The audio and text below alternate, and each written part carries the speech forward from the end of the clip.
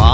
ఇంటి నవ్వుల రేడు బంగారు వర్ణపు చిట్టి చంద్రుడు మా కోటకు దీపం తానై వెలిగే సూర్యుడు దేవుని బహుమతి ఈ పసివాడు ఈ విశ్వానికి సందేశకుడు రాబోయే తరముల కొరకై పుట్టిన సేవకుడు కన్నుల పండుగ నవ్వుల వేడుక తెచ్చిన రాజకుమారుడు కుమారుడు కుమారుడు